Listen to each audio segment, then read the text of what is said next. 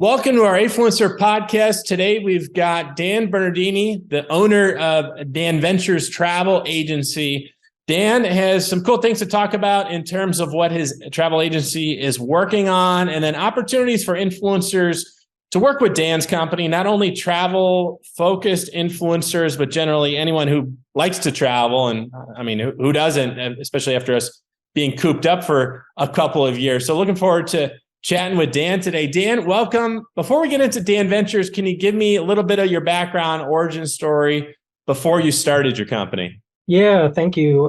So I started this venture about almost a year ago now. Actually, wasn't really looking for it. The opportunity just kind of came to me. Of course, I had loved travel for leisure purposes. But when I started looking into this more, I really liked the flexibility and the option to be your own boss. So I kind of just went with it full time. And so I spent almost the last year now trying to build up really my own company from scratch and work alone as a solo entrepreneur. That's excellent. Was the desire to kind of be able to work from anywhere location-wise a motivation? Also not having to be tied to, hey, I got to be in this office 50 weeks a year and I get maybe two on my own. I had a job like that beforehand, so this was like different. I like the flexibility, and it's nice to actually just see what's going on outside, because where I worked at in my little cubicle, I didn't have any windows or anything. It was very dingy, so this is a totally different atmosphere.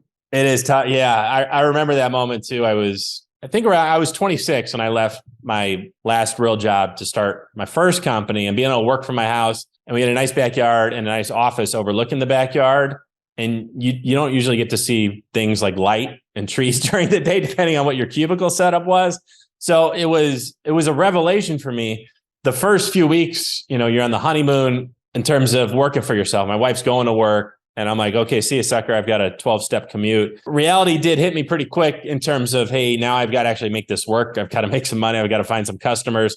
So I'm sure you've gone through that. You're going through that. Talk about that in terms of your experience starting Danventures, building it from nothing.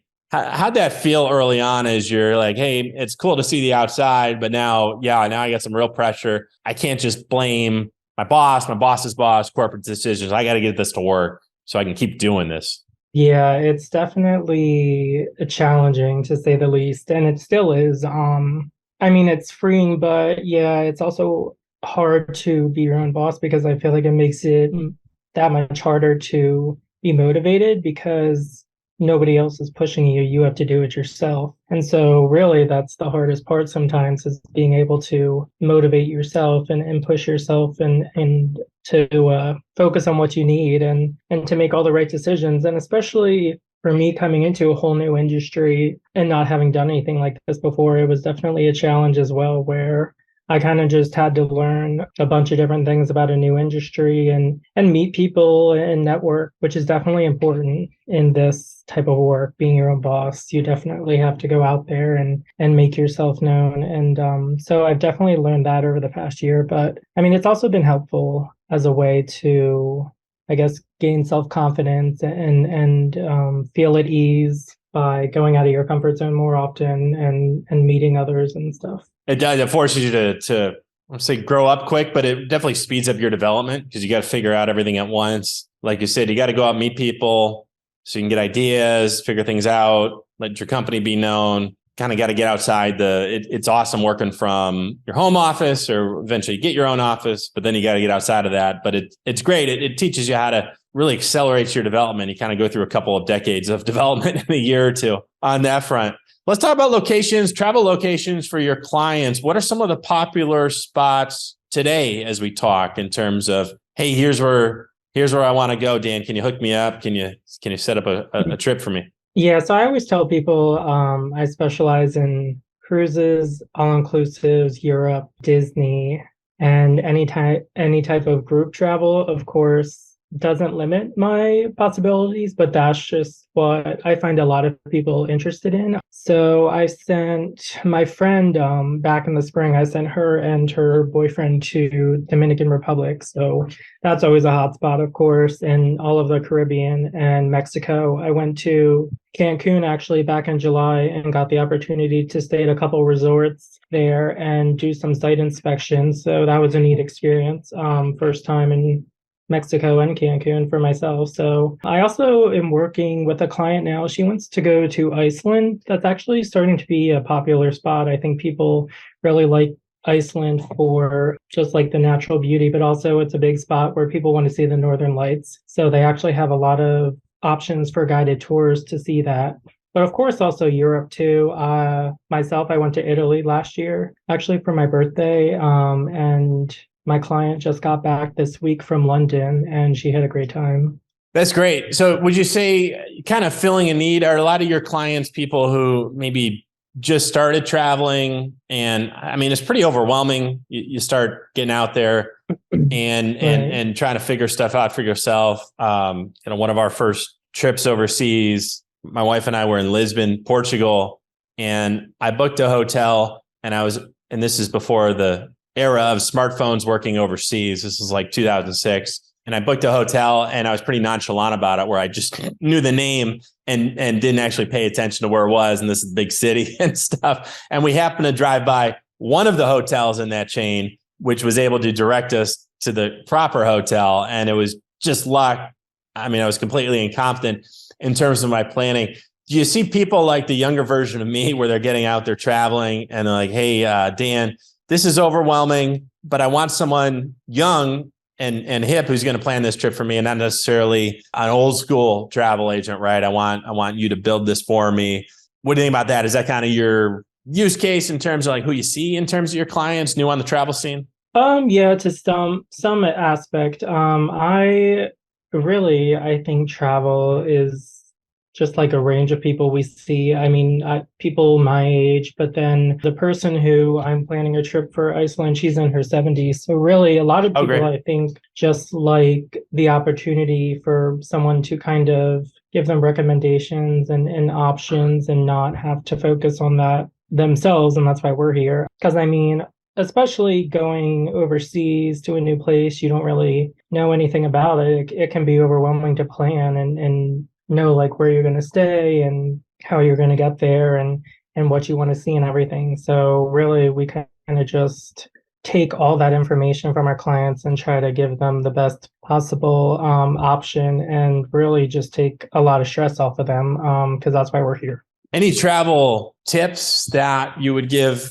aspirational travelers who are watching this, listening to this? Hey, I want to get out of the country here. Maybe I should give Dan a call. Maybe I'll plan it myself. But what general tips would you have for someone who's thinking about traveling maybe early? I mean, people, they start to plan their overseas trips ahead of time. So maybe they're thinking about getting out of town early spring next year, stuff to share with them. So depending on where people want to go, I always think it's good to plan like 3 to 6 months in advance if it's like out of the country, just so you have that kind of lead time, like with everything you want to do in case you need to adjust it, because we can always adjust things as we get closer, but it's harder to, if it's the last minute, try to plan everything. Like with tours and stuff, they'll get booked pretty fast. And just be like aware of events. Like I know the Olympics next year are going on in Paris next summer, so that's going to be a whole crazy thing for that. So if you happen to be traveling at that time, just know that it's going to be hectic,